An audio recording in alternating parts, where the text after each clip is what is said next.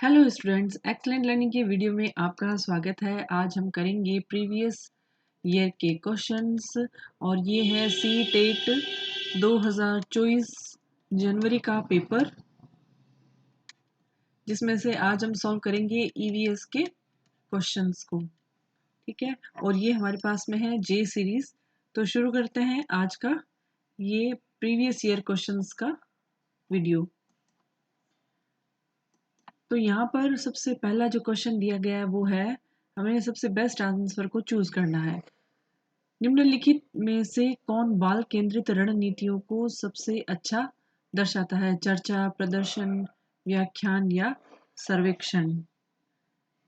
ठीक है, तो बाल केंद्रित जिसमें बच्चों की नीड का ध्यान रखा जाता है, तो वो कौन सी होगी? वो चर्चा होगी, प्रदर्शन होगा, व्याख्यान होगा या सर्वेक्षण होगा? तो इसमें सबसे बेस्ट आंसर कौन सा है? इसमें होगा चर्चा और सर्वेक्षण।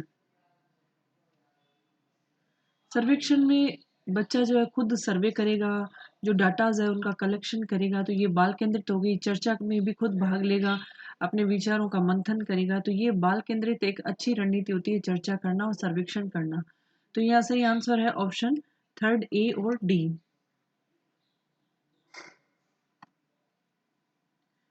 अब है नेक्स्ट क्वेश्चन। व्यापक मूल्यांकन का अर्थ है एक छात्र का मूल्यांकन करने का समग्र तरीका। जिस तरीके से एक ईवीएस शिक्षक ईवीएस में व्यापक मूल्यांकन के लिए अपने छात्रों का आकलन कर सकता है, वह है। अब व्यापक मूल्यांकन जो होता है, कॉम्प्रिहेंसिव इवेल्यूशन, इसमें क्या करते हैं, किसी बच्चे का जब हम मूल्यांकन करते हैं तो वह उसमें समग्र तरीके से करते हैं, सभी तरीकों से करते हैं। जब वह एग्जाम दे रहा होता, पेपर पेंसिल टेस्ट दे रहा होता है, कोई एक्टिविटी कर रहा होता है या कोई अन्य कार्य कर रहा होता है, तो पूरी दैनिक गतिविधियों का ब्यौरा उसके मूल्यांकन के अंतर्गत आ जाता है। तो ये एक तरह से समग्र तरीका होता है व्यापक मूल्यांकन का मतलब। अब अगर ईवीएस का सब्जेक्ट बच्चा टीचर जो पढ़ा रहा है ईवीएस, तो अगर उस किसी बच्चे का ईवीएस का मूल्यांकन करना है तो वह छात्रों का आकलन कैसे करेगा? तो पेपर पेंसिल टेस्ट तो होता ही है, उसके अलावा जैसे अर्धवार्षिक और वार्षिक परीक्षाएं, गतिविधियों के मूल्यांकन के लिए रेटिंग स्केल है, पोर्टफोलियो शिक्षकों का अवलोकन है। तो वह कैसे कर सकता है? वह कर सकता है गतिविधियों के मूल्यांकन के लिए वह रेटिंग स्केल बना करके भी ईवीएस का आकलन कर सकता है, rating scale during assessment of activities के जरिए। अब चलते हैं क्वेश्चन 63 की तरफ। आप चाहते हैं कि छात्र सहपाठी शिक्षण रणनीतियों द्वारा सीखें। आप समूह कैसे बनाएंगे? You wish that students learn by peer learning strategies, which strategy will you adept to form groups? मतलब एक टीचर है जो ये चाहता है कि उनके जो बच्चे हैं, जो स्टूडेंट्स हैं, वो पीयर लर्निंग से सीखे, अपने दोस्तों से इंटरेक्शन करके सीखे। तो हमें कौन सी रणनीति बनानी होगी? तो उसके लिए हमें किस प्रकार से बच्चों की ग्रुपिंग करनी होगी? तो परीक्षा में प्राप्त जो अंकों के अनुसार छात्रों के समान समूह बना दे, यानी कि जिनके अच्छे नंबर आए उनका एक ग्रुप बना दिया, और जिनके थोड़े से कम आए उनको सेकंड ग्रुप है, और जिनके एकदम ही लो आ गए उनको थर्ड ग्रुप में बना दिया इसके अनुसार। नंबर 2, भागीदारी और सहयोग के आधार पर एक विषम समूह बनाए। तीसरा, समान लिंग और सामाजिक आर्थिक पृष्ठभूमि के 5 छात्रों का एक समूह बनाए। इसके अनुसार ये 5 छात्रों का एक समूह बनाना है जिसमें इक्वल लिंग होने चाहिए। एक में गर्ल्स हो गई, एक में बॉयज़ हो गए, फिर गर्ल्स हो गई, बॉयज़ हो गए, और उनकी जो सामाजिक आर्थिक पृष्ठभूमि है वो भी एक जैसी होनी चाहिए। उच्च वर्गीय लड़कियों का ग्रुप अलग हो गया, मध्यम वर्गीय लड़कियों का ग्रुप अलग हो गया, है ना? और फिर है फोर्थ, 4-5 छात्रों के रोल नंबर के अनुसार समूह बनाए, मतलब अल्टरनेट रोल नंबर हमने ले लिए और उनके ग्रुप बना दिए। तो हम चाहते हैं कि बच्चे इंटरेक्शन करके आपस में सीखें, पीयर लर्निंग सीखें। तो हमें ग्रुप कैसा बनाना होगा? भागीदारी और सहयोग के आधार पर हमें एक विषम समूह बनाना होगा। एक ग्रुप है हमने बनाया, उसके अंदर प्रतिभाशाली बच्चा है, मध्यम व निम्न प्रतिभाशाली बच्चा है, तो उनके अलग अलग जो लेवल है उन बच्चों के, उन सभी लेवल के बच्चों को शामिल करना है। आर्थिक सामाजिक स्तर, सभी तरह के सामाजिक आर्थिक पृष्ठभूमि हो, और इसमें कोई लिंग भेद भी नहीं करना। सभी बच्चे का एक विषम समूह बनाना सबसे बेस्ट होता है, तभी उनके विचारों में इंटरेक्शन होगा और उनके वो जो है वो पीयर लर्निंग से सीख पाएंगे। तो यहाँ ऑप्शन 2 सबसे बेस्ट आंसर है। अब है नेक्स्ट क्वेश्चन 64। निम्नलिखित कथन ए और बी, कथन बी को ध्यान से पढ़ें और सही विकल्प का चुनाव करना। अब यहाँ कथन दे दी गए उनको ध्यान से पढ़ना है। लगभग 4700 वर्ष पूर्व सिंधु तथा इसकी सहायक नदियों के किनारे कुछ आरंभिक नगर फले फूले। ठीक है। और गंगा तथा इसकी सहायक नदियों के किनारे नगरों का विकास लगभग 1500 वर्ष पूर्व हुआ है। तो जो सिंधु सभ्यता थी, ठीक है, 4700 वर्ष पूर्व सिंधु और इसकी सहायक नदियों के किनारे जो सिंधु नदी थी, मतलब 5000 के करीब, और उसकी जो सहायक नदियां थी उनके करीब कुछ नगर जो थे वो फले फूले थे। सिंधु घाटी सभ्यता है, हड़प्पा सभ्यता है, तो कालीबंगा सभ्यता है। तो ये तो सही है, लेकिन गंगा के सहायक जो नदी गंगा है और उसकी सहायक नदियां उनके किनारे लगभग 1500 वर्ष पहले ही हुआ है। तो ये तो कैसे हो सकता है, ये तो सही नहीं है। तो इसका मतलब ऑप्शन ए सही है किंतु बी गलत है। ऑप्शन 2 करेक्ट हो जाएगा 64 का। 65 असर्शन रीजन का सवाल आ गया है। अभिकथन कारण है। अभिकथन कारण के सवालों को कैसे सॉल्व करना है। जब अभिकथन हमने पढ़ लिया और उसके बाद में हमें लगाना है क्योंकि, बिकॉज लगा करके इन क्वेश्चन को जोड़ करके देखना है कि ये कनेक्ट होते हैं कि नहीं होते हैं, या ये इसका सही रीजन है कि नहीं। एक थीम है परिवार और मित्र। ईवीएस में एक प्रमुख थीम है और पौधों और जानवरों को परिवार और मित्र के उप थीम के रूप में प्रस्तुत किया जाना है। ठीक है। एक मेन थीम क्या है, परिवार और मित्र, और उनकी जो एक सब थीम है, उप थीम है, वो है पौधे और जानवर के रूप में प्रस्तुत किया जाता है। क्यों? क्योंकि थीम के द्वारा मनुष्य और जीवन के अन्य रूपों की अन्योन्याश्रिता पर प्रकाश डाला जाता है। ठीक है। अब परिवार और मित्र है, ठीक है, इसकी प्रमुख थीम हो गई, और उसके अंदर एक सब थीम बना दी पौधे और जानवर। तो क्या एक दूसरे से ये अन्योन्याश्रित नहीं है, एक दूसरे से रिलेटेड नहीं है? ये दोनों एक दूसरे से इंटरडिपेंडेंस है। तो ये कथन भी सही है और इसका कारण भी सही है। अन्य रूपों की अन्योन्याश्रितता पर प्रकाश डाला जाता है, इंटरडिपेंडेंसी बताई जाती है। ठीक है। तो यहाँ ऑप्शन 4 करेक्ट हो जाएगा। अभिकथन कारण दोनों सही है और कारण अभिकथन की सही व्याख्या करता है। अब आता है क्वेश्चन 66। निम्नलिखित में से कौन सी रणनीति भोजन, अब ईवीएस सब्जेक्ट है तो ईवीएस से रिलेटेड ही यहाँ पर टॉपिक्स आ रहे हैं। ये भोजन की थीम बच्चों को पढ़ाई जा रही है, तो इस थीम को पढ़ाते समय पूछताछ को बढ़ावा देती है। यानी कि हम कौन सी रणनीति को अपनाएं जो कि इस ये टॉपिक हम पढ़ा रहे हैं, तो जो पूछताछ को, इंक्वायरी को बढ़ावा देती है टीचिंग के अंदर। अब ये इसके अंदर ऑप्शन दिए गए हैं। सैंडविच, शिकंजी वगैरह को बिना आग के पकाने का प्रदर्शन। हम भोजन पढ़ा रहे हैं, उसके अंदर हम ये चीज़ बता रहे हैं कि सैंडविच है या शिकंजी बना रहे हैं तो बिना आग में पकाए भी इनको करके डेमो करके बता रहे हैं। फिर दूसरा है छात्रों से उनके परिवारों के सदस्यों की खाने की पसंद का पता लगाने के लिए कहना। भारत के विभिन्न क्षेत्रों में उपयोग किए जाने वाले विभिन्न परिरक्षित खाद्य पदार्थों की चित्र दिखाना। छात्रों से विभिन्न खाद्य पदार्थों की चित्र एकत्र करने के लिए कहना। अब आप यदि अपने क्लास में बच्चों को पढ़ा रहे हैं फूड, ठीक है, ये भोजन की थीम को पढ़ा रहा है, तो आप बच्चों को क्या होमवर्क दोगे, क्या टास्क दोगे जिससे वो इस कंसेप्ट को अच्छे से समझ सके। तो आप क्या करोगे कि बच्चों को कहोगे कि अपने परिवार में किन किन लोगों को खाने की कौन कौन सी चीज़ें पसंद है जिससे उनको वेरियस टाइप्स ऑफ फूड्स के बारे में पता चलेगा। तो यहाँ सेकंड ऑप्शन सही हो जाएगा। अब नेक्स्ट क्वेश्चन है 67। निम्नलिखित में से कौन सा समूह प्राथमिक स्तर पर ईवीएस के थीमों को दर्शाता है। प्राइमरी लेवल है, ठीक है, क्लास का कौन सा लेवल, प्राइमरी लेवल है, और ईवीएस की जो थीम है वो हमें बतानी। ईवीएस की थीम का हम कब बता पाएंगे, जब हमें पता होगा कि ईवीएस में किस किस चीज़ों का अध्ययन किया जाता है। भोजन, पदार्थ, आवास, परिवार और मित्र, यात्रा, प्राकृतिक संसाधन। आवास, यात्रा, चीज़ें जो हम बनाते हैं, करते हैं, मौसम, पानी और यात्रा। तो इसके अंदर जो प्राइमरी लेवल की जो ईवीएस की थीम आ जाएगी वो आ जाएगी आवास, आ जाएगी यात्राएं, आ जाएगी चीज़ें जो हम बनाते हैं, करते हैं, वो सब चीज़ें भी आ जाएगी। तो ऑप्शन थर्ड सही हो जाएगा। इस ऑप्शन में पदार्थ नहीं होगा और यहाँ पर प्राकृतिक संसाधन, तो यहाँ ऑप्शन बेस्ट जो आंसर है वो थर्ड है प्राइमरी लेवल के लिए। अब है 68th क्वेश्चन। यहाँ कथन ए और आर को ध्यान से पढ़ें और निम्नलिखित प्रश्नों के उत्तर दें। यह है कि रेशम का कीड़ा अपनी मादा को उसकी गंध से कई किलोमीटर दूर से ही पहचान लेता है। अब दूसरा कथन, कुछ मादा कीड़े फेरोमोन्स छोड़ते हैं जिनकी गंध को नर कीड़े जो है वो पहचान लेते हैं। तो अब यहाँ जो है ये दोनों ही चीज़ें सही है, क्योंकि जब रेशम का कीड़ा और इवन कोई भी कीड़े होते हैं तो वो क्या करते हैं, एक विशेष रसायन जिसकी एक स्पेशल गंध होती है उसको छोड़ते हैं, जिसे फेरोमोन्स कहते हैं। तो जो रेशम का कीड़ा है उसकी जो मादा होती है वो कई किलोमीटर दूर से ही उसको पहचान लेता है। क्यों पहचान लेता है? उस फेरोमोन्स के कारण। ये स्पेशल ऑर्डर होती है, फेरोमोन्स नाम होता है इसके कारण।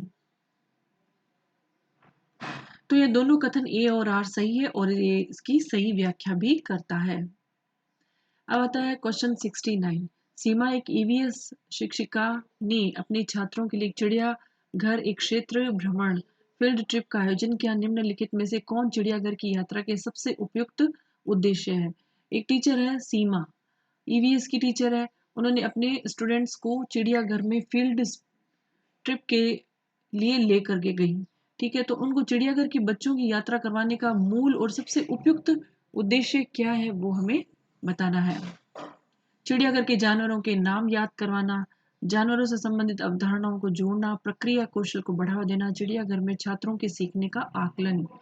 अब यहाँ पे फील्ड ट्रिप करवाई गई है। ठीक है, अब यहाँ लिखा है चिड़ियाघर के जानवरों का नाम याद करवाना। तो क्या फील्ड ट्रिप करवा करके हम जानवरों का नाम याद करवाएंगे? ये तो हम क्लास में भी करवा सकते हैं, ये नहीं होगा। तो हम वहाँ बच्चों को उन जानवरों के आमने सामने ला करके जो जानवरों की अवधारणा चित्रों को देख करके उनके मस्तिष्क में बनी हुई है उनको जोड़ना है। तो जानवरों संबंधित अवधारणाओं को जोड़ना, प्रक्रिया कौशल को बढ़ावा देना है, चिड़ियाघर में छात्रों के सीखने का आकलन। तो ये तीनों बी सी डी ये तीनों मोस्ट करेक्ट आंसर है। तो ऑप्शन फर्स्ट जो है यहाँ करेक्ट हो जाएगा। ठीक है, नेक्स्ट क्वेश्चन है 70। उस वस्तु का द्रव्यमान ज्ञात करिए जिसका घनत्व 12 ग्राम पर मिलीलीटर है और आयतन 3 मिलीलीटर है। ठीक है, तो अब घनत्व द्रव्यमान ज्ञात करने का सूत्र क्या है कि घनत्व इंटू आयतन। तो 12 को हम 3 से गुणा करेंगे तो आ जाएगा 36। तो ये आ जाएगा सही आंसर ऑप्शन 2। नेक्स्ट क्वेश्चन है the territorial states of Haryana और हरियाणा के जो सीमांतवर्ती राज्य हैं, हरियाणा से जो छूने वाले राज्य हैं वो कौन कौन से हैं? तो ये आपने मैप में देखा ही है कि कौन कौन से राज्य जो हरियाणा को छूते हैं। तो हरियाणा को ऊपर की तरफ से हिमाचल प्रदेश है, इधर की तरफ से राजस्थान है और फिर ये हरियाणा है और यहाँ पर इसको यूपी। तो ये तीन चीजें जो उसको कनेक्ट करती है। तो यहाँ 71 का सही आंसर हो जाएगा ऑप्शन 4। नेक्स्ट अभिकथन कारण आ गया, असर्शन रीजन आ गया। हम अधिक ऊंचाई की तुलना में समुद्र तल पर आसानी से खाना पका सकते हैं। यानी कि या तो हम किसी पहाड़ पर जाकर के खाना बनाएं और या फिर हम समुद्र तल के पास बैठ करके खाना बनाएं। तो यहाँ कहा गया कि ऊंचाई की तुलना में हम यहाँ पर आसानी से खाना बना सकते हैं। अधिक ऊंचाई पर पानी का क्वथनांक बढ़ जाता है, क्या ये कारण है? तो इसका क्या कारण है? ये कारण इसका नहीं है। अधिक ऊंचाई की तुलना में समुद्र तल पर आसानी से खाना पका सकते हैं। केवल ए सही है लेकिन आर असत्य है।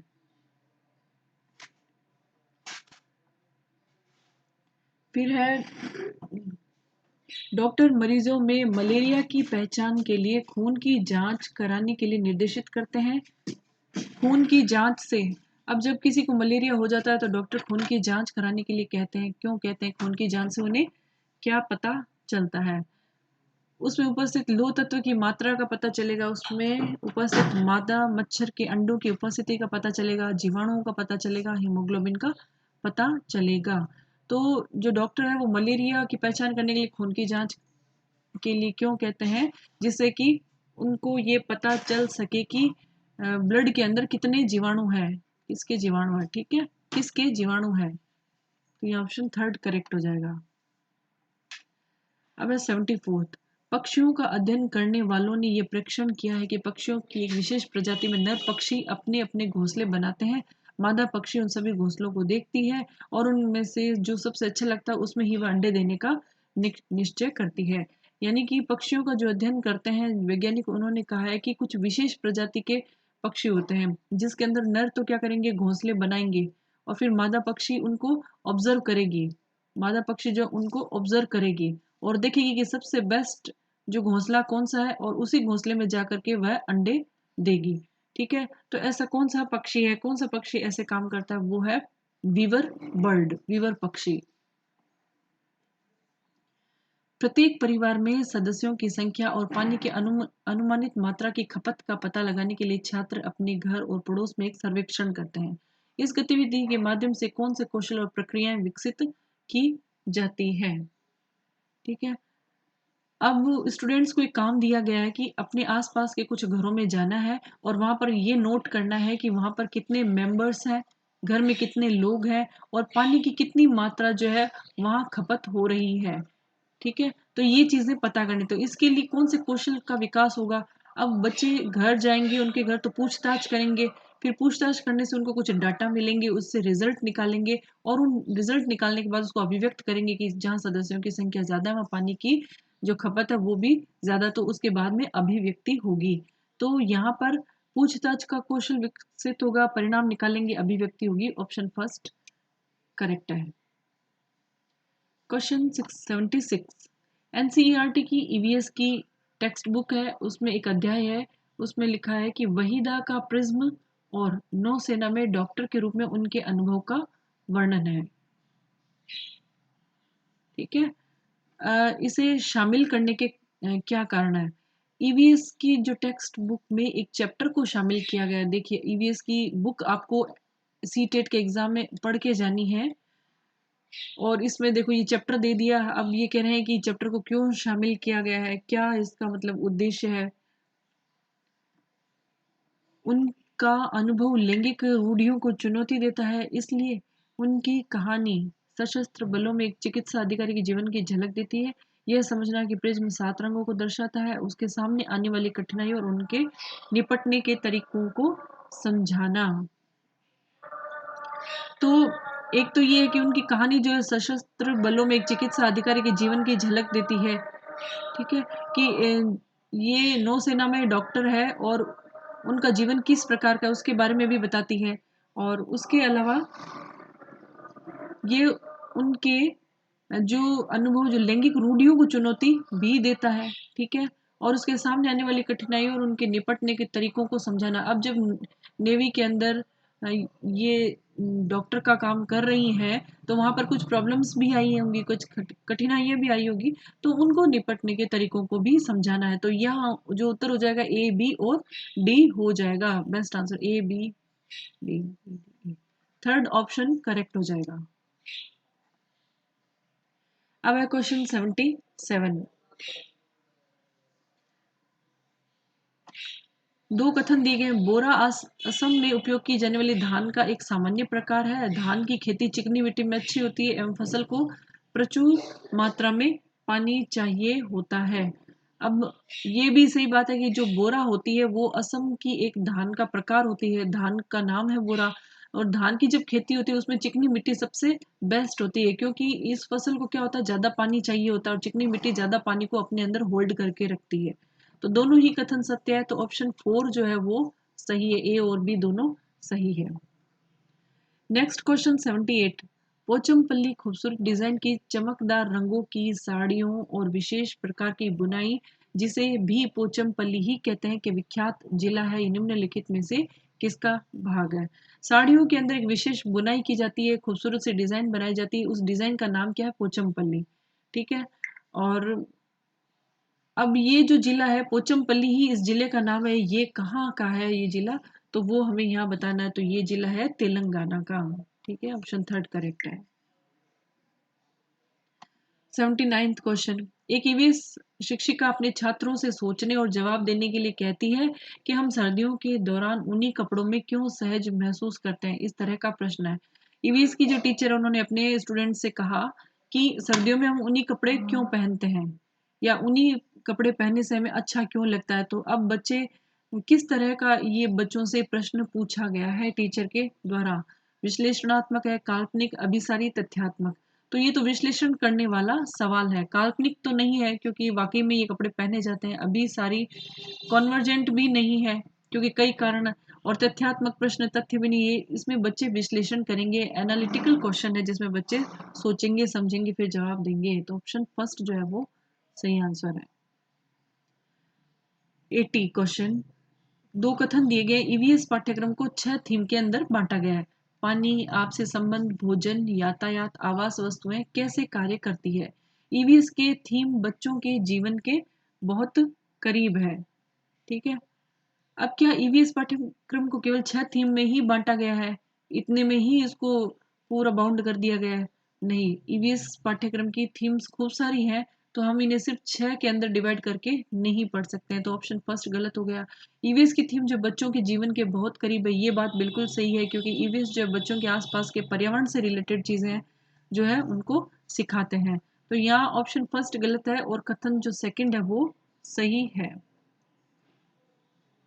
81, ईवीएस की पाठ्य पुस्तकों को विद्यार्थी स्कूल के जीवन को उनके बाहर के जीवन से जोड़ने की एनसीएफ 2005 की सिफारिश को प्रतिबिंबित करना चाहिए। इसका क्या अर्थ है?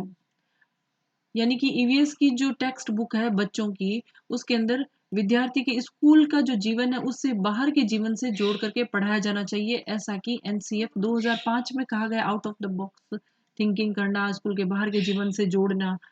ठीक है, तो ईवीएस के संदर्भ में इसका क्या मतलब है वो हमें बताना है। नंबर 1, पाठ्य पुस्तक ज्ञान का एकमात्र स्रोत है। पाठ्य पुस्तकें विद्यार्थियों को उनके आसपास के सभी स्रोतों के माध्यम से ज्ञान का निर्माण करने में सहायता करती है। शिक्षकों को पाठ्य पुस्तकों को शिक्षण अधिगम संसाधनों में एक संसाधन के रूप में उपयोग करने की आवश्यकता है। विद्यार्थी ईवीएस के महत्वपूर्ण अवधारणाओं को याद करने के लिए बाध्य है। तो ये तो पाठ्य पुस्तक जो है एकमात्र स्रोत है, ये तो हो ही नहीं सकता। और पाठ्य पुस्तकें विद्यार्थियों को उनके आसपास के सभी स्रोतों के माध्यम से ज्ञान का निर्माण करने में सहायता करती है। ऐसी किताबें होनी चाहिए जो आसपास के स्कूल के बाहर के जीवन को भी जोड़ सके। तो यहाँ इस अर्थ को प्रतिबिंबित कौन कर रहा है? ऑप्शन 2 कर रहा है। तो ऑप्शन 2 करेक्ट है। अब आते हैं ऑप्शन, क्वेश्चन है 82, दो कथन दिए गए हैं पुनः यहाँ पे। जाइलम जो है जल और खनिज को जड़ों से पौधों के बाकी हिस्सों तक पहुंचाता है। फ्लोएम भोजन को पत्तियों से पौधे के विभिन्न भागों में स्थानांतरित करता है। तो ये बिल्कुल सही है। जाइलम जल जो है, जल को जड़ों से पौधे की जो ऊपर की टहनियाँ होती है, पत्तियां होती है, तो वहां तक कौन ले जाता है? जल को, जाइलम। और फ्लोएम फूड को कौन लेके जाता है? जड़ों से मिनरल्स को ऊपर लीव्स तक कौन लेके जाता है? ये लेके जाता है फ्लोएम। ठीक है, तो ये दोनों ही कथन सत्य है। ए और बी दोनों सही है। नेक्स्ट है कक्षा 3 के एक ईवीएस शिक्षक एलेक्स है। उन्होंने हम चीजें कैसे बनाते हैं थीम की शुरुआत करते हुए अपने छात्रों को कागज की रंगीन पट्टियों को काटने, पट्टियों को चटाई बनाने में मदद की। एक सुंदर चटाई बनाने के लिए किनारों के एक साथ चिपकाया गया। निम्नलिखित में से किस उद्देश्य से एलेक्स को अपने छात्रों को ध्यान केंद्रित करने में मदद करनी चाहिए?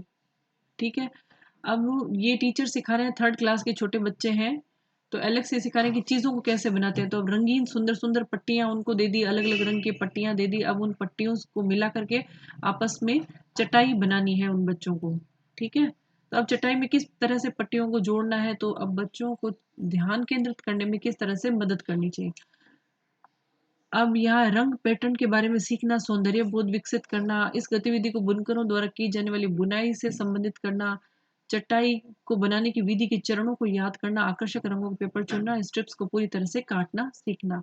तो वह बच्चों की किन चीज़ों पर ध्यान देगा? छोटे बच्चे क्लास 3 के, तो सबसे पहले रंग पैटर्न के बारे में सीखना, सौंदर्य बोध विकसित करना, सुंदर सुंदर रंगीन पट्टियाँ आएगी, बच्चों को बहुत अच्छा लगेगा, कलरफुल आएगी, तो पैटर्न को सीखेंगे कि इस पैटर्न से हमें ये पट्टियाँ बनानी है। तो ये ए सही है। इस गतिविधि को बुनकरों द्वारा की जाने वाली बुनाई से संबंधित करना, फिर उनको ये बताना कि बुनकरों के द्वारा ये काम किया जाता है, ये काम किस तरीके से किया जाता है, ये बताना, ये भी सही है। चटाई के चरणों को याद करना, फिर आकर्षक रंगों के पेपर चुनना, स्ट्रिप्स को पूरी तरह से काटना सीखना, बच्चे क्या अलग अलग रंग के सुंदर सुंदर पेपर्स को चूज करेंगे और उनको बराबर बराबर कैंची से काटेंगे स्ट्रिप्स को, तभी तो सुंदर सी चटाई का निर्माण होगा। तो ये डी भी सही है। चरणों को याद नहीं रखना है। ठीक है, ए बी डी जो है बेस्ट आंसर है इसका, ऑप्शन 4। क्वेश्चन 84, कक्षा 5 की ईवीएस की शिक्षक, सारे क्वेश्चंस जो एप्लीकेशन बेस्ड क्वेश्चन है। कक्षा 5 की ईवीएस शिक्षिका है नीना, अपने छात्रों को एक समूह असाइनमेंट देती है कि उन्हें पास के कृषि फार्मों को दौरा करना है और कृषि के दौरान किसानों के द्वारा उपयोग किए जाने वाले उपकरणों और उनके द्वारा उगाई जाने वाली फसलों के बारे में जानकारी प्राप्त करनी है। उन्हें फोटो भी कलेक्ट कर रिपोर्ट तैयार करनी है। कौन सी प्रक्रिया कौशल सीखने का संकेत शामिल है? 5वीं क्लास की टीचर, ईवीएस की जो टीचर है नीना, उन्होंने अपने क्लास के बच्चों को कहा, एक ग्रुप असाइनमेंट दिया है और कहा है कि आपको जो कृषि कृषि का जो फॉर्म है, खेत है, वहां का दौरा करना है और वहां देखना है कि किसान कौन कौन से उपकरणों को काम में ले रहे हैं और कौन कौन सी फसलें उन्होंने उगाई है, तो उसकी जानकारी प्राप्त करनी है। फोटो भी वहां से कलेक्ट करके लाना है और फिर रिपोर्ट तैयार करनी है। तो टीचर उनको कौन सा कौशल सिखाना चाहती है?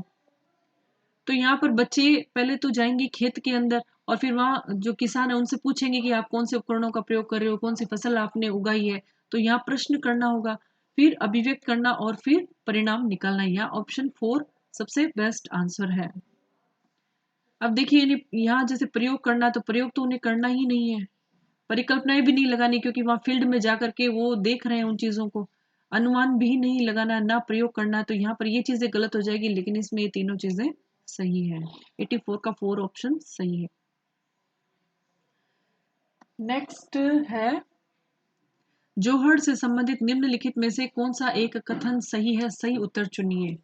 जोहड़ से रिलेटेड क्या होता है? जोहड़ यह पानी से अशुद्धियों को फिल्टर करता है, ये आसपास के कुओं में जमीन का पानी इकट्ठा करता है, नदियों से पानी इकट्ठा करता है, ये समुदाय आधारित वर्षा जल संचयन प्रणाली है। तो क्या होता है जोहड़? तो जोहड़ जो होते हैं ये होते हैं समुदाय आधारित वर्षा जल संचयन की एक प्रणाली होती है, जिन्हें कहते हैं जोहड़। 4th ऑप्शन करेक्ट है। 86th क्वेश्चन, एक ईवीएस शिक्षिका ने अपने छात्रों को जानवरों के बारे में पढ़ाया और उन्हें निम्नलिखित कार्य करने को कहा। ईवीएस की एक टीचर है, अपने क्लास के बच्चों को जानवरों के बारे में उन्होंने कुछ पढ़ाया है। अब कुछ काम करने को दिए हैं कि आसपास के विभिन्न जानवरों के नाम लिखो, जानवरों की गतिविधियों का आकलन करो, अवलोकन के आधार पर जानवरों को श्रेणी में वर्गीकृत करो, जानवर को परिभाषित करो। ठीक है, तो ईवीएस की शिक्षिका ने अपने छात्रों को जानवरों के बारे में पढ़ाया और कौन सा काम, अब जानवरों के बारे में पढ़ाया है तो कौन सा काम करने के लिए कहेंगी वो? तो इसके लिए तो अब बहुत सारे ऑप्शन जो है हमारे सामने घूम सकते हैं कि अगर जानवर के बारे में पढ़ा है तो नाम भी लिखने को कह सकते हैं, गतिविधियों का भी कह सकती है। लेकिन यह जो सबसे इन्होंने लिखा है, उपरोक्त में से कौन सा प्राथमिक स्तर के छात्रों के लिए उपयुक्त नहीं है? जो नहीं है वो आंसर ढूंढना है। प्राथमिक छोटे बच्चे हैं, ठीक है, तो छोटे बच्चे जानवरों के नाम लिख देंगे, गतिविधियां आसपास देख करके बता देंगे, उनको श्रेणियों में वर्गीकृत कर देंगे कि उड़ने वाले पक्षी कौन से हैं, चलने वाले पक्षी कौन से हैं, लेकिन वो जानवर को परिभाषित नहीं कर पाएंगे। तो यहाँ जो ऑप्शन डी जो है वो करेक्ट हो जाएगा। ऑप्शन डी, केवल डी जो है वो इसके अंदर सही हो जाएगा। अब है क्वेश्चन 87, रवि ने एक गिलास में जल लिया है। रवि ने एक गिलास लिया, ये गिलास है रवि का, और इसके अंदर उसने जल लिया है। अब उसमें एक साबुत नींबू डाल दिया है, फिर वो उस गिलास में बहुत सारा नमक भी डाल देता है, ठीक है, और बहुत सारा नमक, आधा चम्मच एक बार में। कुछ समय पश्चात उसने क्या पाया? नींबू जो है वो जल में तैरने लगा, नींबू जल में दो भागों में टूट गया, नींबू ग्लास के बीचों बीच चला गया, नींबू जल में डूब गया। साबुत नींबू को डाल दिया, ये साबुत नींबू उसके अंदर डाल दिया, अब नमक डाल दिया। अब क्या होता है, जब नमक डाल देते हैं और इस नींबू को डाल दिया तो वह नींबू क्या करेगा? जल में तैरने लगेगा। ठीक है, जल का घनत्व अधिक हो जाने के कारण। ठीक है, अब आ गया 88th क्वेश्चन।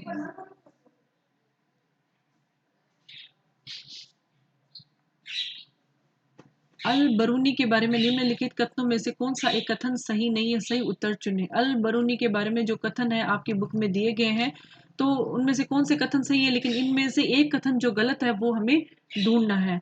1000 से भी ज़्यादा साल पहले भारत आए थे। उसने भारत के समय उस समय के तालाबों के बारे में कुछ भी नहीं लिखा। उसने अपने लेखों में भारत के तालाब बनाने की तकनीक की प्रशंसा की है। अल बरूनी जहाँ से आए थे आजकल उज़्बेकिस्तान कहते हैं। अब ये तीनों बातें सही कि 1000 साल से भी ज़्यादा पहले आए थे और तालाब बनाने की जो तकनीक थी भारत में उसकी प्रशंसा भी करी थी। और ये जगह कहाँ से है, कहाँ से ये आए थे, उज़्बेकिस्तान से आए थे। अब यहाँ कह रहे हैं कि उन्होंने तालाबों के बारे में कुछ भी नहीं लिखा, तो ये गलत है। लेकिन इस क्वेश्चन का सही आंसर ऑप्शन 2 है। 2 क्वेश्चन और रह गए हैं। अब है घड़सीसर से संबंधित निम्नलिखित कथनों में से कौन सा एक कथन सही नहीं है? सही उत्तर चुनें।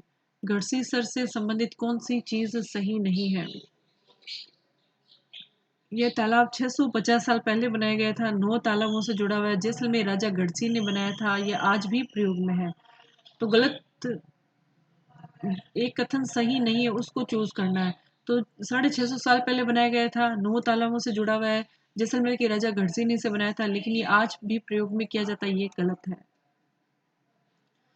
आज का लास्ट क्वेश्चन ईवीएस का जे जो सीरीज चल रही है उसका ये है, मधुमक्खियों के छत्तों के बारे में नीचे दिए गए कथनों पर विचार कीजिए। मधुमक्खियां शहद के छत्तों में रहती है। हर छत्ते में एक रानी मक्खी होती है जो अंडे देती है, और छत्ते में कुछ नर मक्खी भी होते हैं, छत्ते के लिए श्रमिक का विशेष काम करते हैं। छत्ते में अधिकांश मादा मक्खियां श्रमिक मक्खियां होती है जो दिन भर छत्ते को बनाने, बच्चों को पालने का काम करती है। श्रमिक मक्खी शहद के लिए, रस को खोज के लिए लीची के फूलों के चारों ओर चक्कर लगाते हैं। सही आंसर ढूंढना है। तो मधुमक्खियां शहद के छत्तों में कौन रहती है? मधुमक्खियां ही रहती है, और हर छत्ते में एक रानी मक्खी होती है जो अंडे देती है। तो ए सही हो गया। उसके बाद में कुछ नर मक्खी होती है जो श्रमिक का काम करती है, मादा मक्खियां श्रमिक होती है, ये दोनों ही गलत है। श्रमिक मक्खी जो होती है वो शहद की खोज करती है और लीची के फूलों के चक्कर लगाती है। तो ए और डी से ये ऑप्शन थर्ड ए और डी सही है। तो स्टूडेंट्स आज हमने किए हैं ईवीएस के पूरे 30 क्वेश्चन जे सीरीज के, और ये है सी टेट 2024 जनवरी का प्रीवियस ईयर का पेपर, और ये आपके लिए बहुत बेनिफिशियल रहेगा। सी टेट जो 2024 जुलाई का पेपर होने वाला है, इससे हमें एनालिसिस कर किया कि सभी क्वेश्चंस को किस तरह के क्वेश्चन पूछे जाते हैं, किस तरह से हमें आंसर तक पहुंचना होता है। आई होप ये वीडियो आपके लिए बेनिफिशियल रहा होगा। नेक्स्ट वीडियो जो आने वाला है वो है मैथ्स के सभी सवालों का। तो इसी तरह से आप हमारे वीडियोस को देखते रहिए और लाइक कीजिए, शेयर कीजिए, सब्सक्राइब कीजिए। एंड नेक्स्ट वीडियो आने तक keep learning, keep watching excellent learning videos. Thank you.